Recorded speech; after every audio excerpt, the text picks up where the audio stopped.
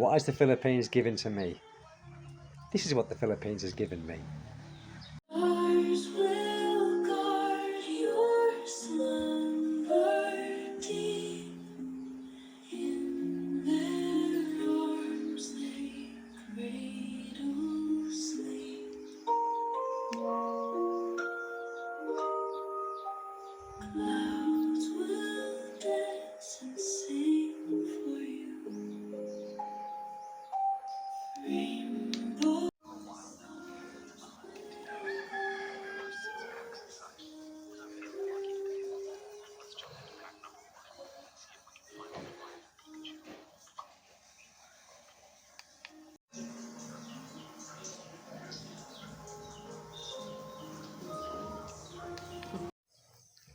Hello, you lovely, lovely people. What has the Philippines done for me? What has the Philippines given me? Well,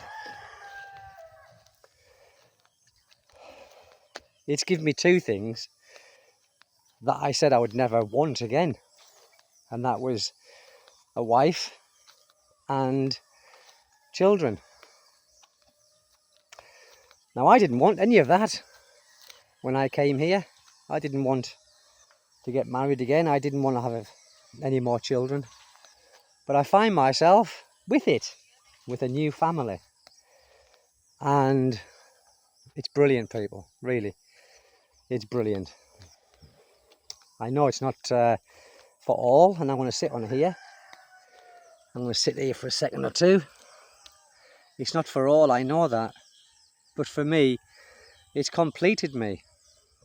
And it's completed me in the sense that I've got purpose. I've got more responsibilities, of course I have. But I don't mind those responsibilities. It's the responsibilities that I enjoy taking on. And I could never have had this in the UK again. But like I said, I didn't come here for that. I didn't come here for this that I've got. But if I didn't come here, this is what I wouldn't have experienced. And if I'd have stayed in the UK, because of the way of my life, what it was then, I don't know how much longer I would have been here. And I mean that, people, really. Because of the way that I was living, my way of life, it was a very unhealthy way of life. It was a very I wouldn't say unhappy, because it wasn't. I think it was on the contrary. I was having too much fun, doing too many things that I shouldn't have been doing. And I knew that I needed to break away from that. I knew that I needed to. But I didn't know where I was going to go. And I didn't know anything that was going to fulfill my life. I didn't know that. And as I've said before, I didn't have a plan. I really didn't. I didn't have a plan B, a plan C. I didn't even have a plan A, to be honest with you. I just kind of decided and thought about it for a while and got up and just did something. And probably the most bravest thing I've probably done in my life. And it was a brave thing to do. At the time I didn't think it was. Because I was just looking to change my lifestyle. I was looking to change my way of living, from living the life that I was, drinking, doing things that I shouldn't have been doing with friends. And I knew I didn't want to do that forever. No one can do things forever that I was doing and have a long life. It's just impossible. So here I am in the Philippines, and the Philippines has given me a new lease of life. A new lease of life that I never thought I would ever get. Like, my two wonderful sons here, my wonderful wife, this wonderful piece of land that we have. As much as it might not mean a lot to many, this piece of land that we've got with these fruit trees on it, that we've just planted, it means a lot, because this is going to be the part of the future of my two sons. You know, this will help pay for education.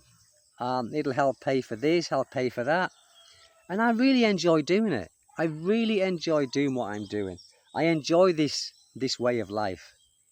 I enjoy the simplicity of living in not a very, very, very remote province, but quite a remote province.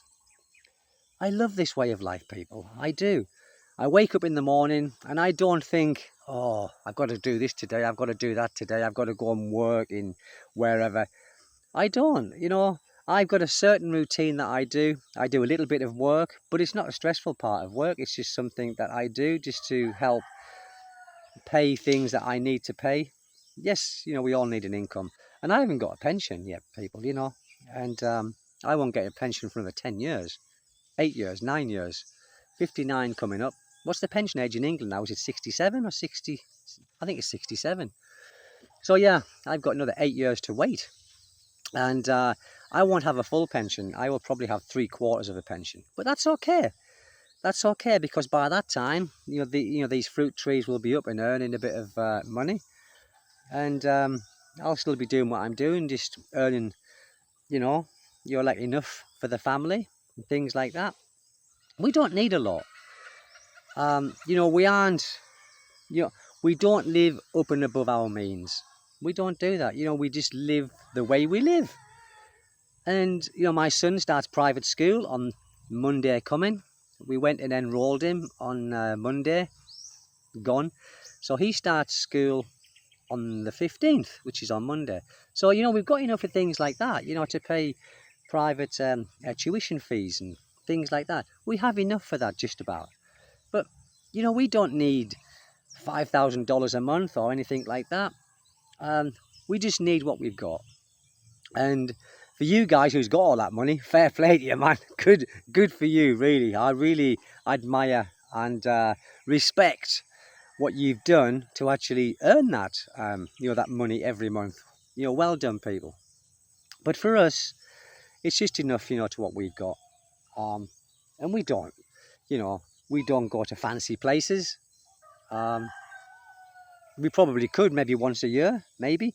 But we have other commitments now. We've got a new baby. We've got a new baby, and he takes up all of the commitments now. And my son, Kaylin, and my commitments and my duties have increased tenfold. I've got Kaylin all the time. I've got to do the cooking, the cleaning. I said this in a previous video. The washing, the laundrette does the washing, and keeping Kaylin occupied, and still working in between, and still working on this land in between. You know, this has still got to be done, and this over here will be done next year, people. I'm not touching that this year. That will be cleared next year. But that's it. You know, the Philippines has given me a lot, people, honestly. And I know a lot of people who come to the Philippines and you go back home, or you go to a different country because you don't like it here.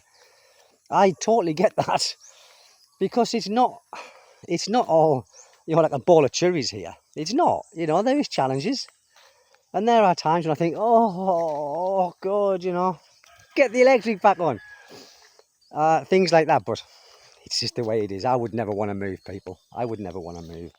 It's my life. It's how I want to live it.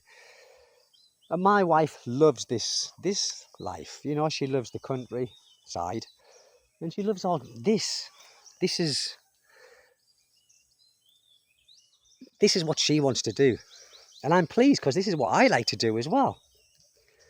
And the Kamotin Kahoy's coming up, look, and the beans are coming up as well. Got to show you the beans. The beans are also now on the trestles, they're coming up as well. Many goes right to be they're coming up, people. It's all good. It's all good. I'm busy boy. I'm a busy boy. In between doing this and doing that. And my boy thinks he's helping me most days, but he's not. He's a hindrance. My little boy's a hindrance. I have to push him around in the wheelbarrow with the gallons of water on it. But I wouldn't change it for the world, people. I'm going to go. Hope you enjoyed it. And over and out. See you next time, people. God bless you all. Take good care. Bye-bye.